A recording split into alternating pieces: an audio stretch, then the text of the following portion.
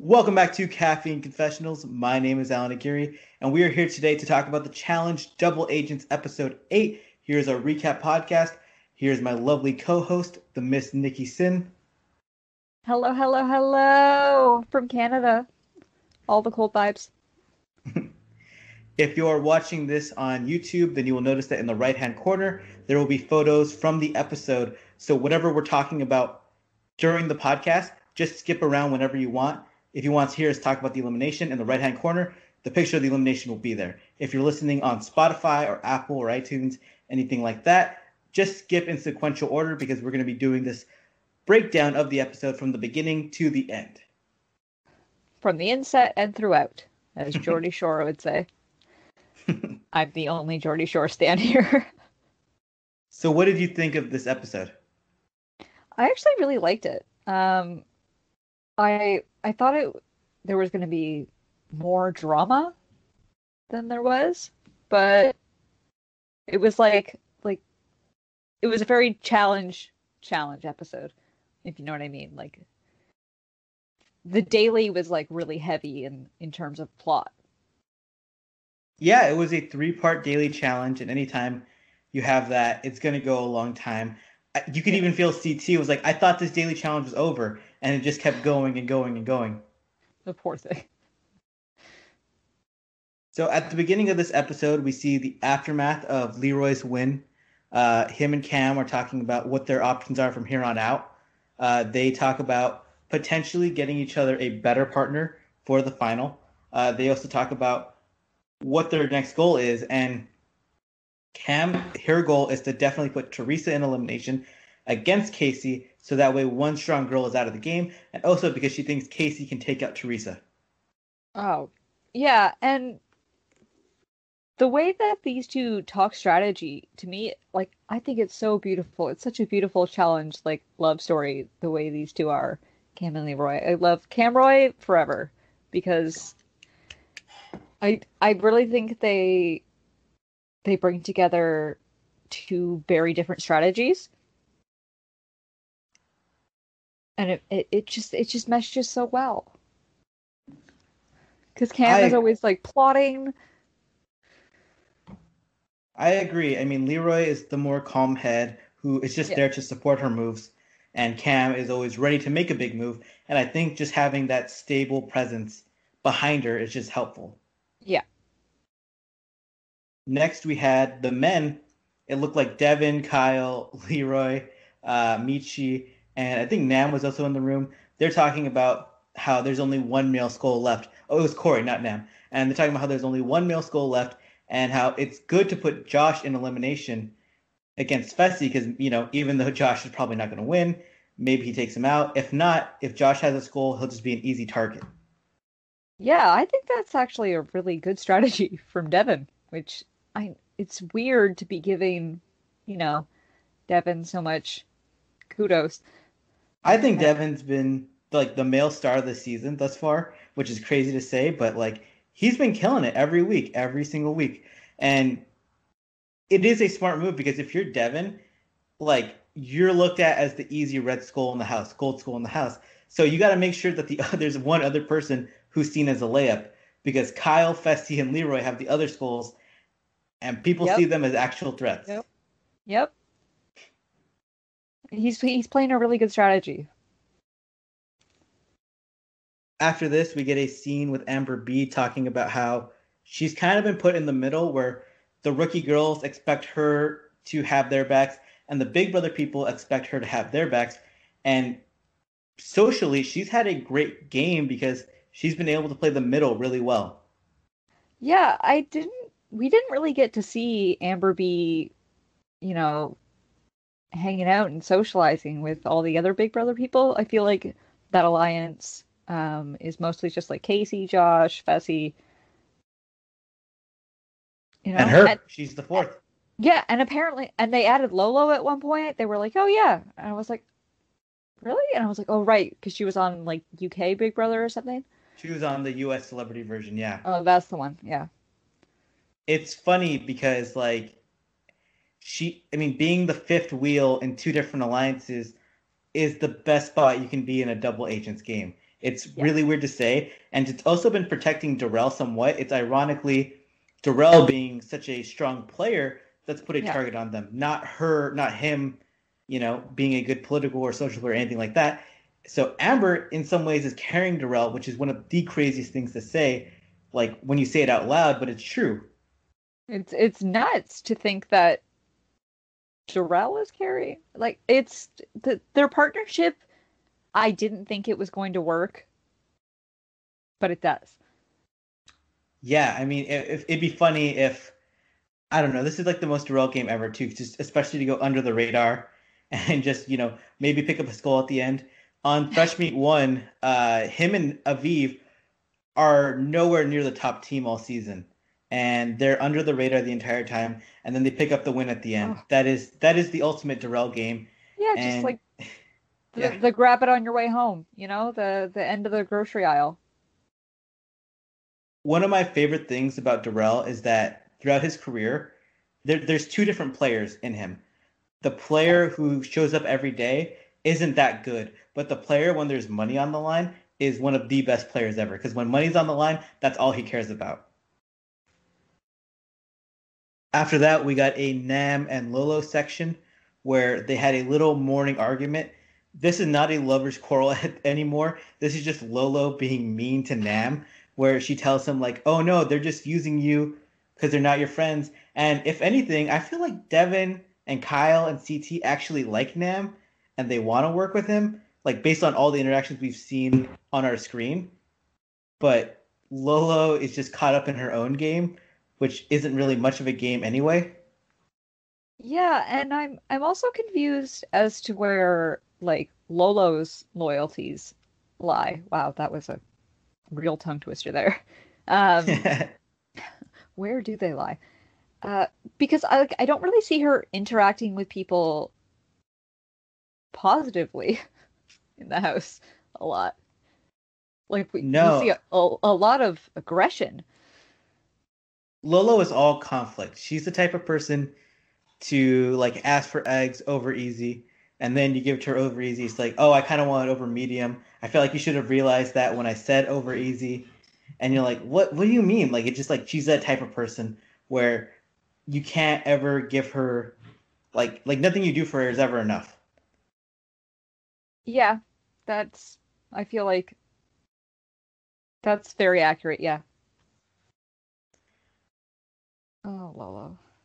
I just feel bad for Nam because he deserves better. He does, and I feel like he could be more of a character, like more of a personality if he had like another partner. Yeah, I mean the counter argument is maybe he's boring and all these like Lolo argument scenes are giving him screen time that he wouldn't have otherwise. Maybe he'd be more like a JP from War of the Worlds 1. But yeah, I don't want to see this man just get treated poorly by his partner over and over again. JP, you mean Josh's savior?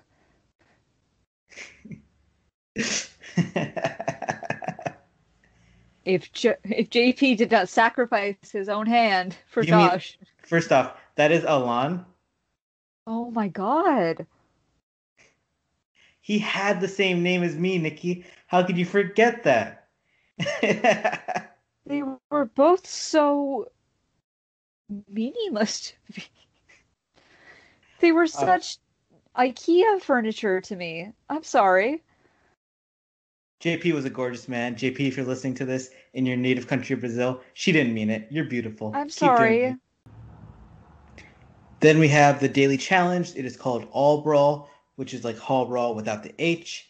In this challenge, players had to run into a mud pit in heats of 5. There would be 4 winners of each heat. Uh, in the muddy pit, there is a relic, which is basically an X version of the pole from pole wrestle. Uh, when a player finds it, they must run it over to a finish line. However, in the process, other players may tackle them. This game is a bit luck, it is a bit strategy, and it is a bit physicality. Yeah, and it's a lot confusing. I Relic, first of all, I thought it was going to be like a totem pole or a some sort of I don't know, Raiders of the Lost Ark looking thing. I did as well, and I think it makes sense if they were gonna wrestle each other that it was actually a pole. That made sense once they were wrestling with each other. Yeah, However, just the word relic was like, dude, you could have just said pole. Just say pole. yeah, We don't care. yeah. Why didn't you just say X? There's an X in the water. What's X marks the funny spot. is the players themselves also had no clue what a relic was at first. They're like, no, that's a rock. No, that's is this rock the relic? No, it's not. It's just a rock. And it's when Nani finally got it, where she was like, "Oh, I got it. It's the relic, and it's the pole." She pulls out of the thing, and then it's like the oh no moment of like, Oh no. Oh no, no, no, no. yeah. And her heat had her, Anissa, Big T, Lolo, and Cam, which is the same exact people from the first heat last week, except Casey switched out for Lolo. Yeah, and it was gonna be a bloodbath. I thought Nani did a fine job. I mean, a lot of people were Good for trying to her. tackle her, and she held out for a decently long amount of time. Cam realizes, like, well, wait, if Nani wins, that's not bad for me because, Nani is my ally. So she tries to, I think, rip Anissa off at one point. She rips Lolo off at one point. Yes. And in the end, while being tackled, Nani decides, like, you know what? I'm gonna throw this relic to Cam, take it to the finish line. Cam gets the win for that heat. And in the aftermath, Lolo is pissed because Anissa, in one of her tackles, uh, chokes Lolo. And in all honesty, it was a bit of a dirty tackle. She did choke her, but it's the challenge. And So there aren't any rules. There wasn't anything saying that she couldn't choke her. Thus, like, what was so annoying is that Lolo comes out of the water and she's yelling. She's like, oh my "That's God. dirty play. You can't do that." And everyone's like, "No, you totally can't." Yeah, they were like, this welcome to the challenge. Um, that's exactly what this little pit was made for. What I thought was so annoying slash so funny is that Lolo is like trying to instigate a physical fight with Anissa, Oh, yet like if she wanted to fight her, you had a whole mud pit to do that. oh yeah. When she tried to choke you, that's when you throw her to the ground. That's when you throw a punch, if anything.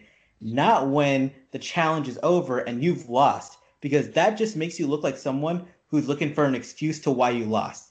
Yep, she definitely had that like come at me, bro, kind of like spiel going on. You know, those like bro dudes at a bar that'll be like, come at me, bro, but they never actually like throw a punch ever. Yeah, Like she was one of those.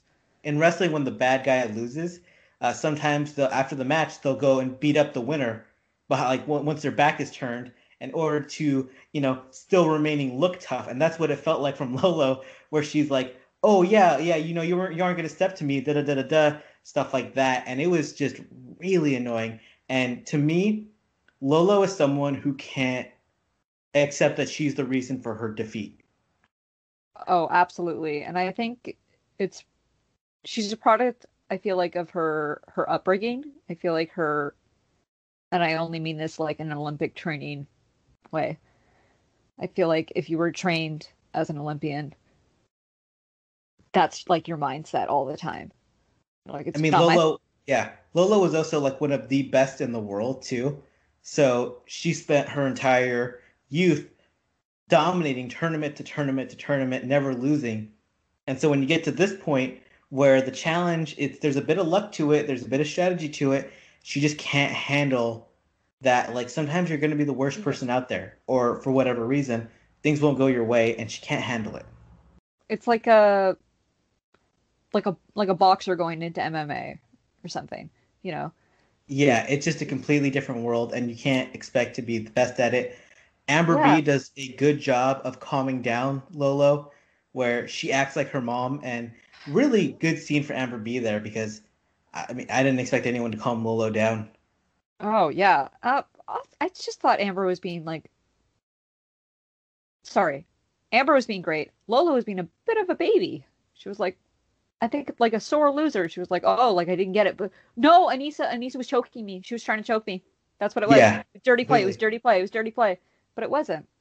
It I think it reminded was. me of Romeo on Chance vs. Stars when he asked for security and brought out his like friends because he thought that Zach had like intentionally tried to elbow him in the head, and then they showed the footage, and he like totally didn't try to. Mm, You such can an embarrassment. Yeah, and then after this, we have the men's heat where it goes Nam, Kyle, Josh, Michi, and Fessy, where Josh and Fessy have a smart, game plan of one of them is going to take the back of the pit, the other one's going to take planning by them as friends. However, Nam finds it in the middle of the pit, and he just pretends like he's having a hard time, waiting for the second that Fessy is going to leave the entrance a little bit open. And the second he does, Nam just bolts it. He just sprints for the finish line, gets the win for his team in really smart fashion, where this game felt a bit like luck, but Nam showed that there could be actual strategy used. Yeah, and I was actually kind of surprised that like Nam used his whole, I don't know, he's probably known for being very quiet, given that like English is his second language. So he's probably known for being like very quiet on the show or like amongst the cast. And so he's probably like, "Ooh, there's Nam just being Nam." You know, we never know what he's up to. What really annoyed me, though, was that after he wins, Lolo doesn't even congratulate him. She was just still standing there like a sour, what a lemon It's of a human. it's not only can she not blame herself for a victory, she can't view that others, she has to bring other people down with her, and that's just like the worst Yeah, type of teammate to have. she was, and wasn't it just like last week? She wanted like encouragement from her partner. Yeah, I mean, like, dude, be happy. Like, he just saved your team. He just saved your ass. But no, Anissa choked me. Because Anissa choked me, like, my day is ruined. Like you can't just be happy for him. Like good job, man. And also like he's a rookie. This is his first win. Yeah, I mean, it was a big moment for him. He was proud of himself. Everyone else was proud of Nam, not Lolo, and it was No. it was annoying. The next women's heat, we had Teresa, Amber M, Amber B, Casey, and Gabby. And Teresa finds the relic pretty early.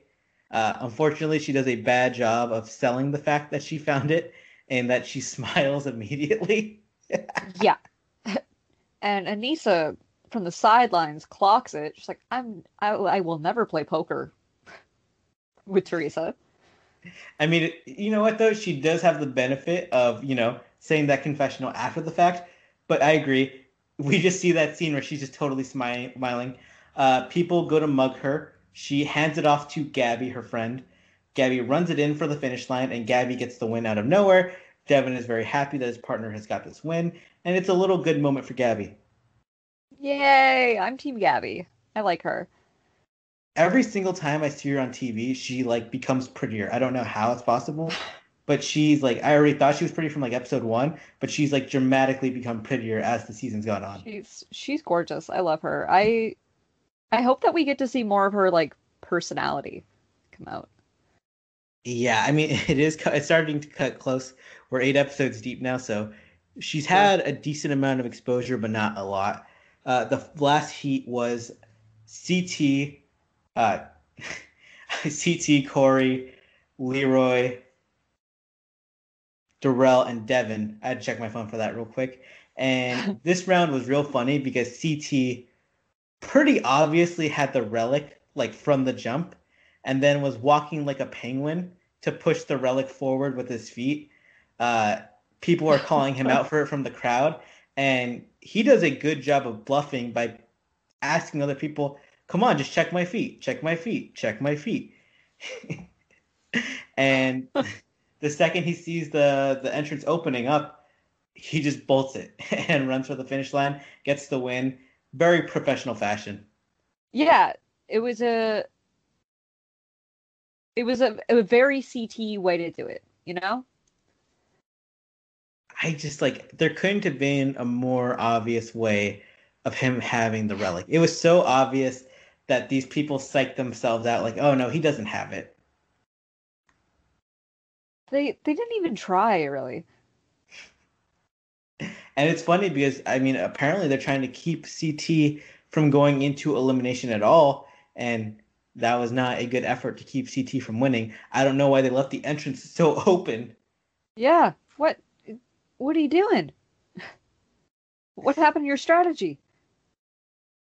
What's funny is that it's not like the fastest person to win their heat wins overall, like the past challenges. We go into part two, and it's now a pole wrestle between Gabby and Cam and CT and Nam. And first, we're going to talk about Gabby and Cam because it went really fast. Cam picks up the win easily. Before the pole wrestle, Gabby's like, "Oh man," like she's like already like, "I lost." Like, well, here we go. Here goes my best. Which is odd because I thought that she was like really fit. I mean, she's really fit, but Cam has 50 pounds on her. Maybe a little more, I maybe a little feel less. I feel like 50 is a lot more. Well, Gabby's only like 5 foot a half inch, and That's true. All those British people are like really skinny, like devastating. Like the women especially are devastatingly skinny. Okay, that's fair. Uh, Stern but fair. yeah, it's so it's a decent size difference, and I mean we've seen Cam run over like much bigger girls than Gabby, so like Gabby just knows like this isn't gonna work out for me. She did last, I want to say, like about 3 seconds longer than I expected. Yeah, she did pretty good. Maybe she's just like the type of personal trainer where it's like all aesthetics. Not that I'm saying that she's not She, physically fit herself. I I think it's just like more mean, cardio and stuff like that. yeah, like just toning up. Her body's fantastic. I mean, Oh, she's a legit trainer. I mean, I did my research before the season, and she like actually has like she's one of those people you see online where she does the training every day with you. Um, love it. so good for Gabby, but yeah, in this type of event, and what's funny is that the moment that Cam just goes for like a hard turn on the pole to rip it out of her hands, you hear Gabby go like, "Ah, damn, my wrist!" Like, like Yeah, you never hear someone say that out loud in pole wrestle. Like it's no. probably like a thing that happens all the time where like someone just like usually they just lose and they're like, "Oh man," but like Gabby was like legitimately like, "Damn, that hurt." Is this what this game is about? Yeah, she was like vocalizing. She was like, "Oh, no. Yeah, that could have broke. No, I'm good. I'm okay."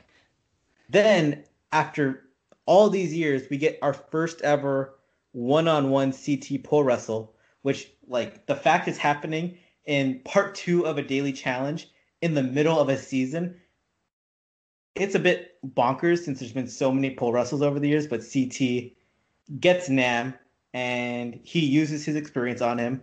He gets Yeah. Nam into the ground in the mud pit in the corner, and he kind of just starts like elbowing Nam's head into the side of the pit, where it's like a hockey player just like hitting someone up against the wall over and over again Yeah, until like bring in that Canadian stuff. Thank you, hockey. yeah, he's just submitting him. And Believe it. from a physical standpoint, Nam did a really good job. He held in for a really long time. The difference is CT has been on this show for 18 seasons. This is Nam's first ever headbanger. Yeah. CT gets the win, and he proves like, yeah, I'm still CT. Yeah. I mean, I feel like Nam and Gabby, I expected more from them physically, but Cam and CT have just like so much more experience doing challenge related things. So pole wrestle, they were gonna have it no matter what. I was honestly shocked how long Nam lasted because like CT knocked him into the side of the pit like so many times. I thought he was going to get injured because it looked like a really dangerous position, but he held out for as long as he could. Uh, Good on Nam. I'm proud of you, buddy. Uh, welcome He, to the challenge. he didn't whine about it after. The funniest part is that the challenge is not over because there is a part three. And as we World's mentioned longest earlier, challenge. even CT was like, "Oh, come on, there's another part." And he's like, "All right, now CT, you and your partner Big T are gonna go against Cam and Kyle."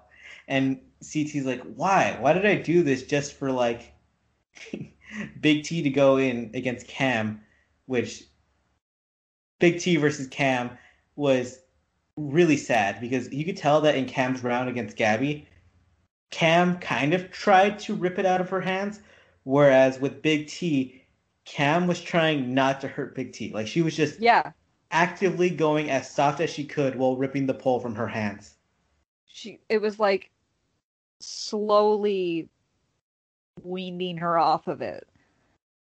Yeah, with Gabby, she was like, "Look, I don't really know you. Because of that, I can hurt you." But it's like, I like Big T. She's nice. Like, Yeah. so I can't hurt Big T. If I hurt Big T, the world will be mad at me. So she tries to play it safe, and I kind of feel bad for Big T, but I also don't. In that, like, Anissa was the same in that one challenge earlier in the season where, Big T gets treated with kid gloves, but at the same time, I don't want to see Big T hurt either way. No. So I don't know. And it's like, is there was no way, and all the love and respect to Big T, there was no way Big T was going to win that. There was no way. So there was no reason for her to be putting in so much fight that she would like injure herself. I did like Like, CT even saying like I can't even beat Cam, like just to like hype up Cam herself, yeah.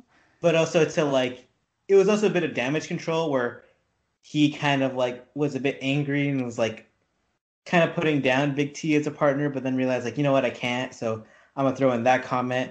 I did laugh my ass off where like CT is like walking to like go into the elimination or like the daily challenge final part, and Big T just smiles and walks like off camera, like looking back, like like she knows it's uh, impending doom, and she knows he's I'm so angry, sorry. but it goes that way. Kyle faces CT, and Cam brings up the fact like, well, didn't you technically beat him in World of the Worlds 1? And Kyle's like, dude, there was another guy going at him at the same time. Yeah. Uh, even Kyle was like, no, no, no. Uh, uh, I know my worth. I know what I've accomplished. It wasn't that. Do you know who that guy was, Nikki? Was it Allan? It was JP.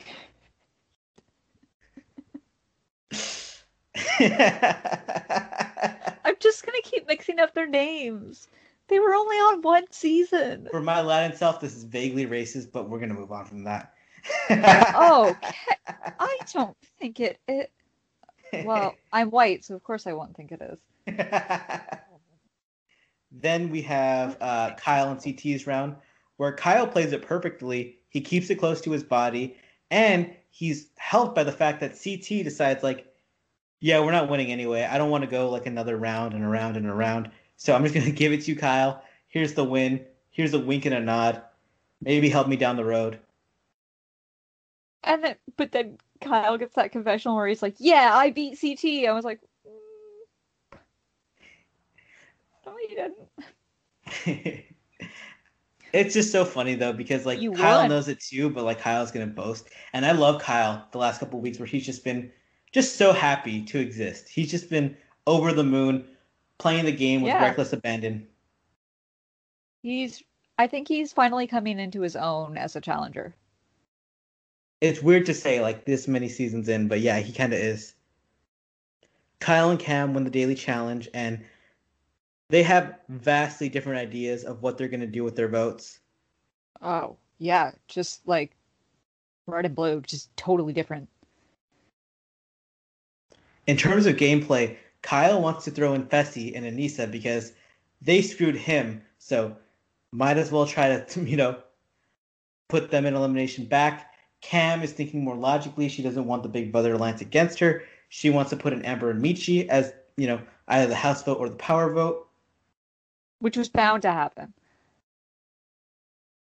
Yeah, and it seems as though the House vote is going to go against Amber M. One of the critical votes in the game is Amber B, where, the rookie side of the game, she has to decide, like, am I going to stay with the Big Brother Alliance, who is a stronger alliance, or the rookie alliance that is people I could maybe beat in elimination? And also, it always reaches that point with the rookies where it's like, do we really stick together or should I just start finding, you know, a more solid alliance with more established people? For the rookies, I think they're damned if they do, damned if they don't. In my opinion, I think Amber should have maybe stuck with the rookies because those are people who are beatable. Um, and in the long run, that's who you want to keep in for your eliminations. There are still, three more women's schools that are up for grabs, so I would just try and stick with those votes as long as possible. But she makes the safer choice, I think, the on paper safer choice, and stays with the Big Brother Alliance. She has a conversation in the morning with Amber M, where she throws around the idea of like, I might vote you in, but also I'm hearing my name as well, which nobody's saying her name for elimination, but that's something you say when you're lying. Of course. I would just be like, yeah, I heard the name Amber. It's like, which Amber? I heard the name Amber. I could be either of us. I don't know. I think Amber M is like she's like really suspicious of this, and she's like angry because Amber B has been in their bedroom conversations. She's been game planning with them, and now she's turning against them. Thus, I don't mind Amber M getting mad and asking Kyle, like, hey, if we go in, I don't mind, but if Amber B votes for me, tell me. So that Yeah. way I know never to trust her and that I have a target from here on out. And then Amber B goes to Kyle and tells Kyle, I'm going to vote for Amber M. Don't tell her. Kyle's like, of course I'm going to tell her. What do you mean? We're getting Amber on Amber violence right now, and one Yeah. of them has been a lot more entertaining this season. The other one is playing a much better game, and it's a good mix up. It's a good, I Yeah. mean, only one Amber. There's going to be one Amber in the end. One Amber to rule them all.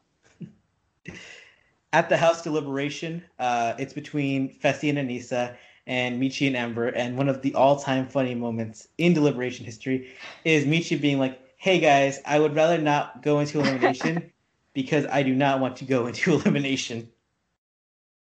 CT's like, so we're just doing it like that now. We could just say we don't want to go in. All right. Leroy's like, I don't want to go in. What had me dying laughing about this moment is it reminded me of the SpongeBob episode where Plankton is trying to get SpongeBob to do work and he just says, "Nah, I'll do it later." And that's just Michi in this moment like, "Guys, I thought everyone liked me in this house. Why am I going into elimination?" I'll do it later.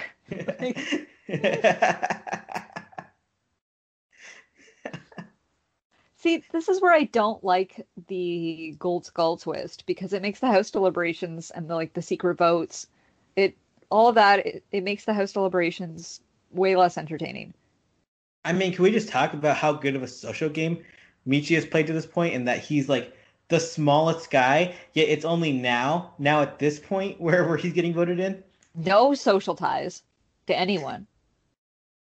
Like he just came in this game and was just like really likable.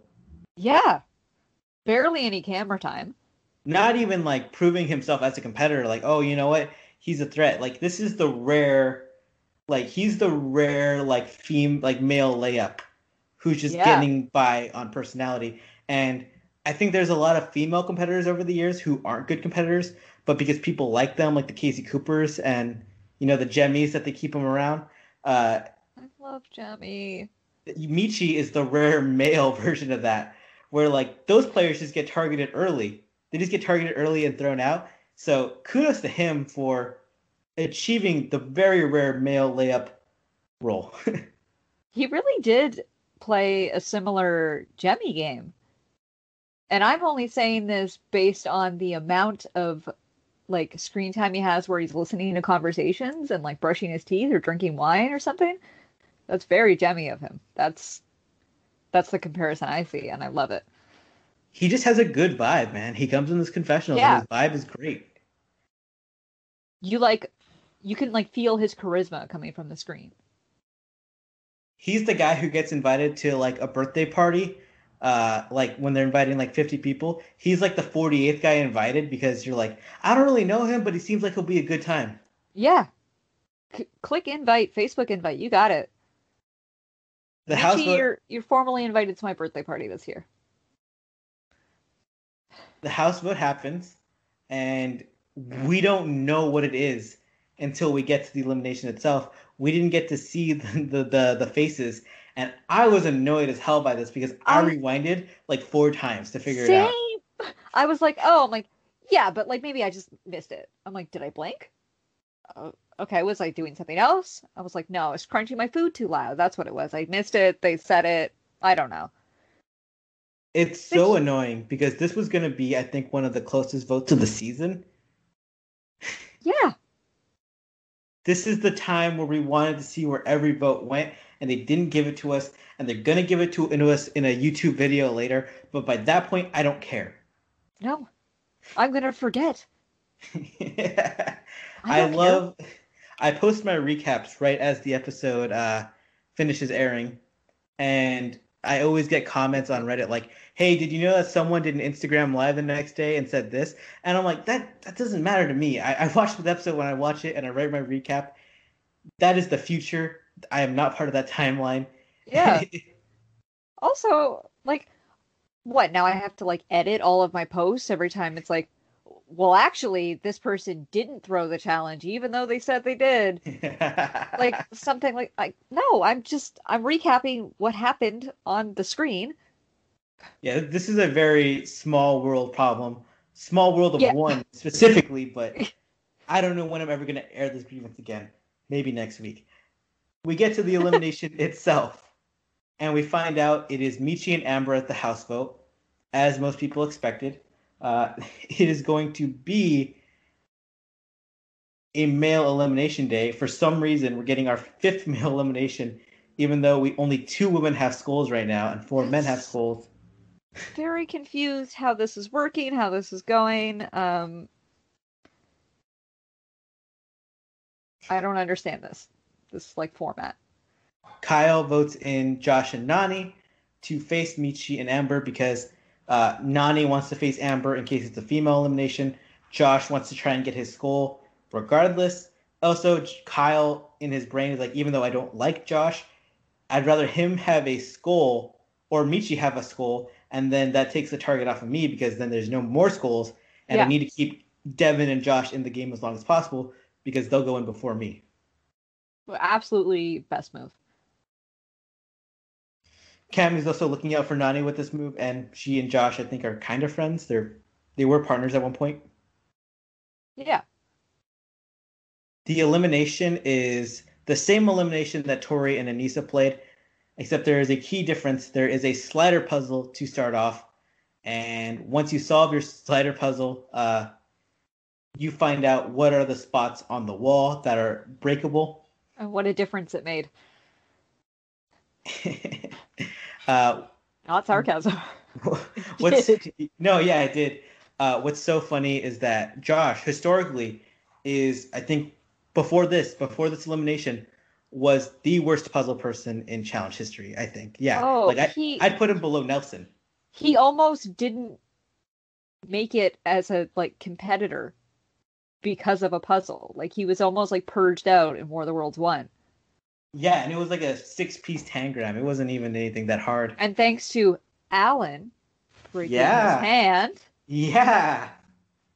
she learns throughout the episode. Um, Josh got to go in. Yes, he did. So yeah, before this moment, Josh was historically one of the worst puzzle people, but he solves his slider puzzle quite quickly, and especially compared to Michi, who, spoilers, Oh, doesn't solve his puzzle at all. And it's just hilarious because when it started, he just starts moving things around like crazy with no strategy at all. nothing. It reminded me of Survivor, where Tony Latches, one of the greatest players ever, just can't solve a slider puzzle at all. And The only Jeff comp I Probst is like. like, I just remember this Jeff Probst comment, like, "Oh, Tony did the same puzzle years ago. It still looks like he doesn't know, has no clue what he's doing. He's just moving pieces randomly." I would just like love to see a head to head between hosts of like roasting competitors. Like I would love to see TJ and Jeff like go head to head where they're like, you just suck. Because Jeff will Jeff like roasts them as they're going. He's like, well, Michelle did this in her season and she won, but for some reason she can't figure this out now. Weird. Yeah. TJ, I mean, like Michi was like, it was hard. He's like, I know you're trying your best. You suck, dude. Yeah. And it's hilarious because as Michi's trying to do the puzzle, Devin is trying to be like, hey, I think you're doing a skull. Maybe you should try to copy the skull behind you. Yeah. Which Why is, don't you turn around? Michi's like, no, focused. Yeah, Michi went, look, man, I'm sorry. I can't try to solve this puzzle and listen to you tell me how the puzzle is solved at the same time. Yeah, pick one thing. I can only do one thing at a time. Yeah. Poor beautiful man. Meanwhile, Josh has all the time in the world to win the elimination, and as he's trying to throw the balls through the wall, he just has no throwing form at all, and He misses throw after throw after throw. We see him miss at least 10 throws on camera, and the crowd is just laughing at him nonstop. He throws like I do. And I don't know if you get this vibe from me, but I'm not very athletic. What? I know. Yeah, I know. Bombshell. I'll give you a minute. I did drop something big on you. I'm so sorry. It was Josh's triumphant moment, and everyone just laughing and laughing and laughing. Eventually, he gets the win, and man, Michi, this is... You're the person who Josh won his first elimination against, which not a great look. No. I will give it to Nani though. Nani was in the crowd, telling them like stop laughing at him. Stop. Like Nani's always a good friend like that. No, yeah, she's a good friend, but yeah, the whole crowd ain't they're still laughing to this day. I'm still laughing. Josh finally gets an elimination win. He is no longer in the Tyree Danny Jameson club. He gets a win. He's 1-3. Congrats, dude. You're like out of that club now. If you can make a final, then maybe we'll take you seriously. Until then, people are going to view you and Devin in the same light. Yep. I don't know if I'll ever take Josh seriously. I do like that Devin was like, all right, congrats, dude. You won one elimination. Devin is like, but it's true because Devin is technically 4-1 in eliminations. So he's like, yeah, I remember when I got my first elimination. When like 5 seasons ago. Yeah, I remember that. Oh. He's like, I beat Bananas and Wes. You beat Michi. Yeah. Who couldn't even finish the puzzle. Oh man, rough look for Michi. I bet Ashley is just like watching the episode being like, oh my god. Our little puzzle queen is probably like, just get the app. She has puzzle apps. Maybe she can like recommend one to him. It does make me wonder if this was Amber versus Nani. Our girl Nani isn't the best with puzzles. No. I don't think that Amber would have done a good job, getting the cart down and maybe throwing the balls, and Nani would have the advantage there. But if Amber has enough time, if Nani can't solve the puzzle, we could have seen an upset happen. It could have gone like a totally different way. And I could definitely see Nani getting like really frustrated with the puzzle, because that's where I think that her and Josh are not, well, for many reasons, I think her and Josh are not great partners, but they both get so frustrated so easily with themselves when they Agreed. like can't accomplish something. And I always feel so bad because I'm like yelling at the screen because I'm like, no, you're good, Nani. Don't worry. Just calm down. Yeah, and after the elimination, Josh chooses to stay with Nani, which I think is a smart choice because I don't think any other woman in the house likes Josh as much as Nani, and I don't think... Yeah, even though she might not be on paper the strongest partner, having someone who actually believes in you is huge. Yeah. And it's I think it'll be more helpful. Josh will do all he can to make sure that Nani gets her skull. Yeah. I mean, maybe it'll be bad actions, maybe he'll put a target on her, but they're a partnership who exists, and I just hope the best for Nani. He'll throw more drinks. Amber, she lucks out because now she's the rogue agent. She gets another 2 episodes in the house, and I think that's all she wants. She just wants to stay in as long as possible. Yeah, make that appearance fee, drink all those drinks, make all those connections, do it. She even mentioned like, man, week after week, I just keep dodging bullets because now it's a male elimination. She dodges it. Like being the rogue agent has its perks, and theoretically, the next time there is a female elimination, she could get a really good partner because people are targeting, Casey and Teresa or Lolo, so she can get Nam, she can get Corey, she could get Leroy. Those are great partners to have. Yeah. And people are definitely gonna try because with the men they're gonna want to throw in somebody that already has a skull because they have to like steal it. Yeah, I mean next week will be a women, so there's three women's skull left. But once the men switch over, it's gonna be Devin and Josh fighting for their lives Yeah. because nobody is gonna go after Leroy, Kyle, or Fessy. I mean maybe Kyle if Devin wins the daily challenge or something like that. But yeah, they are Oh, Devin and Josh are right now public enemies number 1 and 2. I just want CT to go in there and just crush Josh.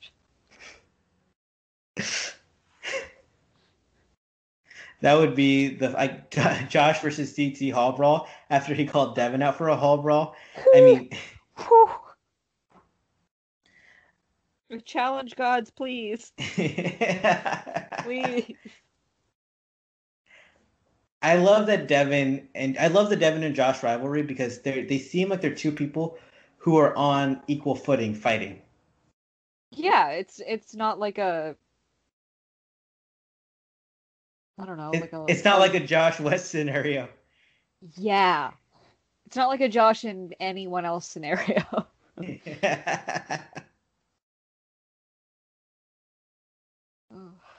So what would you rate the episode overall? Um, I'm gonna give it. I'm gonna give it six out of 8 of Nom's abs. I'm also gonna give it 6.5. I'm gonna give it 6.5 actually. I thought it Oh, was a good daily challenge. I thought there was good strategy in play, and right now we're starting to gear up. The skulls are getting taken up. People are yeah. switching around. The game is heating up, and we get trivia next week. Oh, my favorite. I'm so excited. Trivia. Oh, So oh. I hate challenge trivia because it's like too What? easy. I think the questions are too easy. Two, especially in recent years, they've gotten like really easy in recent years. Two, they get a little bit too extra with it sometimes, where like they throw an X at someone else, and I don't like it. I just prefer it when it's just straight up trivia. Like, do you know it or do you not know it? I like it when when they're like on a really high structure above water, when it's like I don't know, their partner's like holding them and they have to like Yeah. know the answer. If not, they have to like let go of their partner. No, last season it was hilarious when everyone is like they're holding onto the rocket and everyone's like, "Oh, Josh is gonna fall so hard," and then he actually did, and they're all just laughing at him. Man, I'm sorry, Josh. I don't know why we're going in on you this hard at this I'm point. sorry, man. Congrats on winning the elimination. Thank you Yeah. all for listening to this week's episode. It was a good episode, and it's always great to have your ears for us. Subscribe Yeah. to us on Spotify, on iTunes, on YouTube at Caffeine Confessionals, caffeineconfessionals.com. Follow Nikki on Twitter at the Nikki Sin, her website, thenikkisin.com, Instagram at the Nikki Sin. Follow me at the Allan Aguirre on Twitter and thealanaguirre.medium.com for my blog. Thank you very much. Peace out, A-Town down.